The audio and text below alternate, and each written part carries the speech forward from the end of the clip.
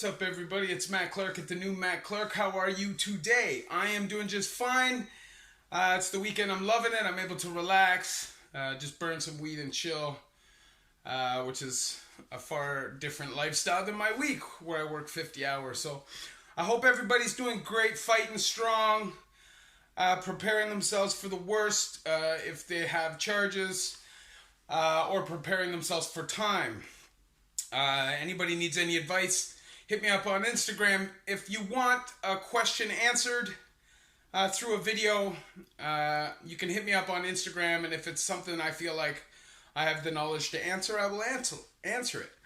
I'm trying to get those subscribers up, so please hit that subscribe button, knock that like button. I appreciate it very much. 467 subscribers.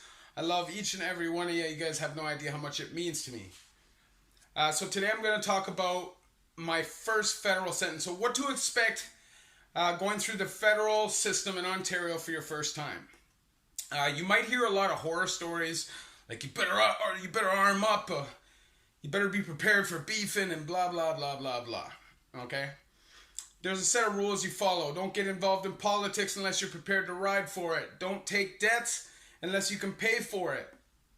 Don't talk about people if they're not in your vicinity, and don't touch what's not yours, and you should be fine unless you have rape charges or sexual assault or pedophile charges or whatever. Then you might not be all right. Then you'll probably be not all right unless you're a very good actor. But anyways, so really the federal system is a lot more relaxed than the provincial system. When you go through the provincial system, you're going to fight for your food a lot of the time, depending on where you are, unless you're a known person. And you could get in fights over small things like the phone, peanut butters, honey bun, just stupid stuff, right? And it's a lot less comfortable, no TV in the cell, blah, blah, blah. So most people, by the time they're ready to go to the pen, they've already heard the stories, they're prepared. And if they've done any amount of time in provincial, they're just looking forward to being able to relax. But there are a lot of people that are sentenced from the street and don't really know what to expect. So that's why I'm making this video. My first time I went through Millhaven reception, 2004. It was a much different reception experience than what they have now. Now you go through Joyceville. The young generation now is a lot different. You know, it's a lot less confrontational, but a lot more petty. When I first came through the federal system, the men were big men. You know, now you come through, everybody's so small. The men were big men who were prepared to fight over any disrespect. But there was never disrespect for zero reason. So nobody was really running around being bullies. Even guys from the provincial system that were bullies in the provincial system would chill out, because that's the way it was. Now there are exceptions to that rules, along with, you know, a lot of other things. But anyways, so my first time, I remember I'm on the Grey Goose and I'm pulling into Millhaven. And Millhaven is the maximum security penitentiary in Ontario, was at the time, the general population and reception, with J unit and reception. And I remember hearing stories about you're going to smell the death in that place. It's a terrifying place. You got to walk down this really long hallway. When you first come through the door, it's like a kilometer, maybe half a kilometer, but it's long. And there's a sign that says, you know, watch out, caution, bodily fluid spills. And it's just crazy when you come through there, right? But when you start seeing the inmates, they're not being disrespectful like they would be in provincial a lot of the time, or just way too overly curious. Trying to intimidate and whatever, which is what happens in provincial. It's a lot more, you're a lot more accepted right away. You're kind of given the chance, for respect, you got to burn the bridge. Unless you're a total weirdo, right? So I remember anyways, coming through, and my first day, my very first day walking down the range, and without knowing anything, I'm looking side to side and just looking around. And this big super jacked black dude comes running out of the cell. What the you looking at? And I'm like, oh no. There's no way that at that time I'm fighting this man. He's a giant man. And I was very intimidated. But I never backed down. I was just kind of like, I'm new, and he's like, you don't know what the blah blah blah blah blah, screaming at me and whatever. So I just walked away, just accepted it for what it was. I could definitely tell he was at that moment prepared to take it a lot farther than I was, and I just left it alone. And that night at Yard, the man came up to me and said, "Look, man, you don't know. Anything could be happening in there. You know what I'm saying? I could be killing somebody in there. I could be breaking up bags of dope in there. And because you saw that, I now have to deal with you. Do not rubberneck. I'm telling you, it's one of the main rules. You're walking down a range in a federal prison. Keep your head straight. Do not look in people's cells." And I'll tell you, I've seen a lot of people get messed up for that. Now, I have seen people get messed up for that in provincial too. I guess it's just a courtesy thing. So just some advice for when you're first going through. Now it's Joyceville. So when you're first going through Joyceville, the guards are going to act different. They're going to act a lot more hard than they would if you were in the sentence side, which there isn't anymore, but when there was. So they're going to act hard. And you're going to be put onto ranges with about 50 people. And there's just going to be a huge dynamic of different kinds of people. Everybody from all over the province. And the reason why it can get a little bit hectic is because you have all these groups of people that may have problems with each other from different areas and whatever coming together in one place. Now, it's not as serious as, say, you were going to go through Collins Bay or Workworth or Joyceville when it was time, or Collins Bay Max, or even the maxes that aren't general population. Even Fembrook, because the first time I was in Fembrook, there was no violence, but the second time I was in Fembrook, there was quite a bit of violence. And actually relating to this story, so the next piece of advice I would say is always be aware of your surroundings. Keep your eyes open. You can see signs. If you see everybody in institutional, chances are is about to pop off. If you're the only one who hasn't been told to put on institutionals, be prepared because it's most likely coming for you. But especially if you were doing things in provincial that weren't of great integrity. If you were punking people off, being a bully, taking people's packages, doing stuff like that, and you're going through the federal system, you better be prepared the minute you walk through that door, because somebody who in provincial, some scrawny, 35-year-old white dude who's got no friends and is getting slapped around, might have a whole crew of guys from his city in federal who are prepared to die for him. So you got to keep your eyes peeled. I've seen guys come right through the door, and the minute they're through that cage to the yard, they're dragged down to the yard and beaten. So anyways, this is a story of a place that I was just in.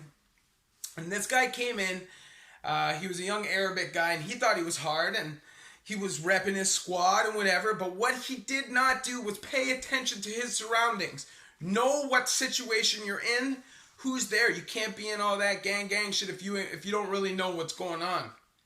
You know what I'm saying? So this guy's in there repping. All of a sudden, some person he's never met before in his life comes up behind him and rakes a carbon fiber buck knife across his cheek. From tooth to ear was open. You could see his smile in the side. Frankly, it was quite frightening. And so I'm in the washroom, and these guys are like, so we got to try and stitch this up. And I'm like, you're going to try and stitch that up. You think that man is going to be able to take that pain without screaming? There's a copper bubble right there. And the guy's like, why? Is it bad? Is it bad? I'm like, no, buddy, it's not bad. It's horrible. Your face is hanging apart. You need to go to a hospital. I know it sucks. You just came through the door. You don't want to look like a punk and walk away. But this is the way it is, man. You got, and that's just the way it is. So I just recommend that you always pay attention to your surroundings. Don't make any buster moves. Don't borrow stuff you can't pay for. Right up into a canteen, something small. You know what I mean?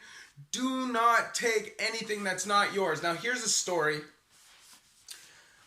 A guy on my range in Joyceville went into the fridge took a Pepsi that was not his, 45 cents, was going to walk down to his cell, grab that Pepsi and replace it, but decided before he did that, he was going to go on the phone. And either way, that was a wrong move. But what happened might not have happened if he didn't wait. So he's on the phone drinking this Pepsi. And the guy who actually owned the Pepsi goes into the freezer and says, "Where's my Pepsi?"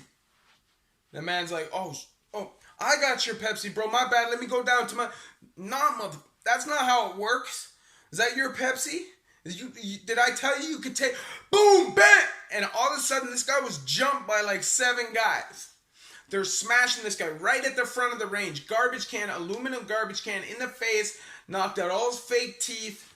For what? Because he thought he could handle somebody's Pepsi.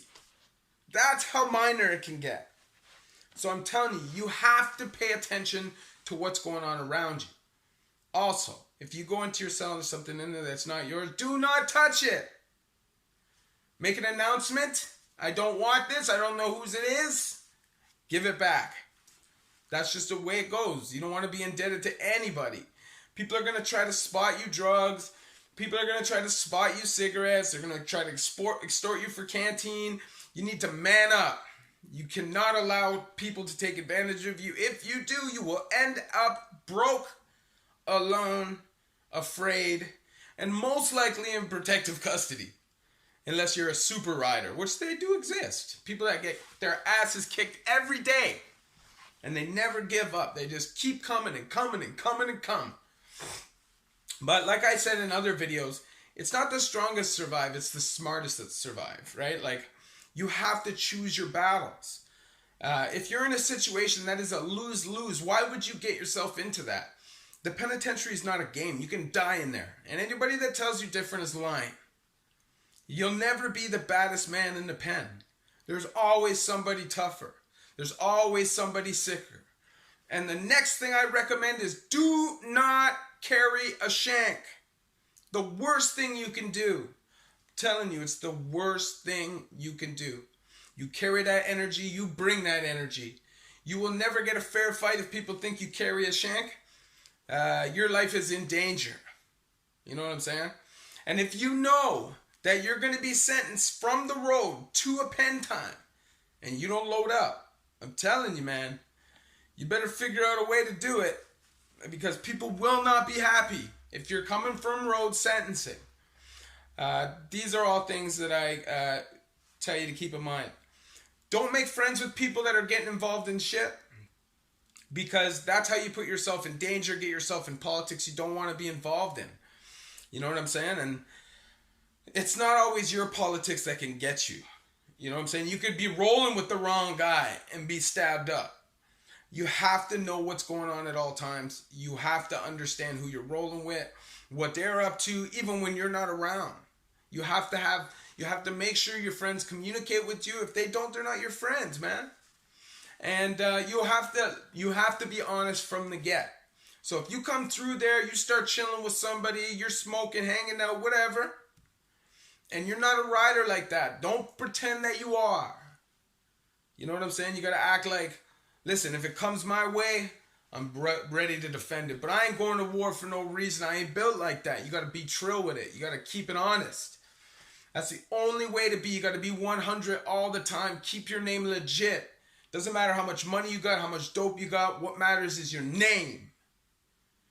If you take pride in your name, you'll be fine, man. If you take pride in being a good person, you will be fine.